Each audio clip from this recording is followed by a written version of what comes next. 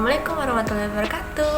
Halo teman-teman, saya Dinda Davina dengan NIM 21041112915 dari jurusan Teknologi Hasil Perikanan, Fakultas Perikanan dan Kelautan Universitas Riau. Untuk memenuhi tugas dari program MBKM skema magang dan mata kuliah toksikologi dan sanitasi, di sini aku mau ngejelasin gimana sih penerapan GMP dan SSOP di PT Dempo Andala Samudra. Sistem Manajemen Keamanan Pangan HACCP memiliki program kelayakan dasar yakni GMP dan SSOP. Nah, apa sih GMP itu? GMP atau Good Manufacturing Practice yaitu cara berproduksi yang baik dan benar dengan implementasi untuk menghasilkan produk pangan yang berkualitas, menghasilkan produk yang benar, memenuhi persyaratan mutu dan keamanan pangan. Sedangkan SSOP atau Sanitation Standard Operating Procedure dapat didefinisikan sebagai prosedur tertulis yang harus digunakan oleh produsen untuk memenuhi kondisi dan praktik sanitasi. Di PT Dempo Andala Samudra sendiri sudah mendapatkan sertifikat GMP, SSOP maupun HACCP. Pada penerapan GMP ada dua persyaratan yang harus diperhatikan, yaitu persyaratan fisik dan persyaratan operasional.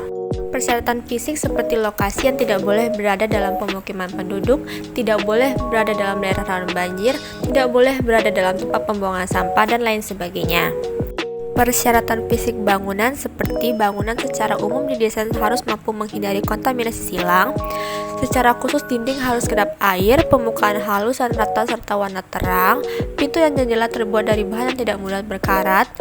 Penerangan ruangan harus mendapatkan penerangan yang rata, diberi penutup dan tidak membuat silau, dan lain sebagainya.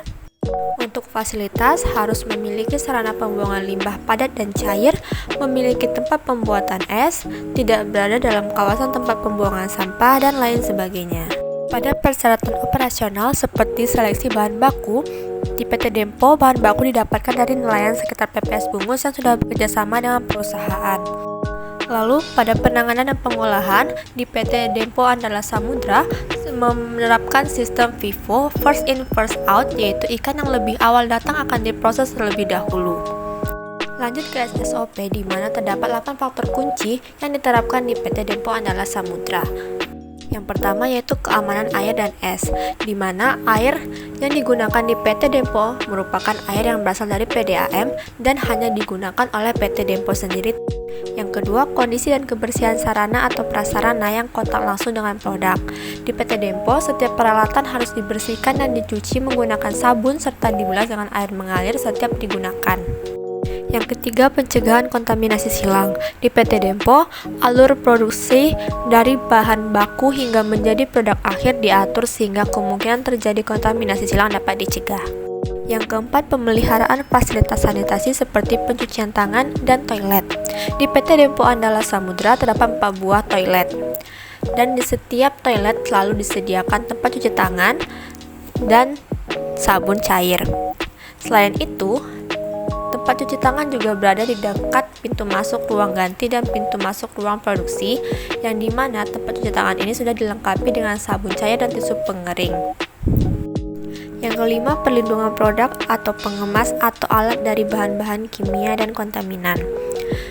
Di PT Dempo, bahan kimia, pembersih, dan saniter disimpan di tempat khusus yaitu gudang bahan kimia yang letaknya terpisah dan diberikan label sebagai petunjuk dan persyaratan cara penggunaan. Yang keenam, syarat label dan penyimpanan.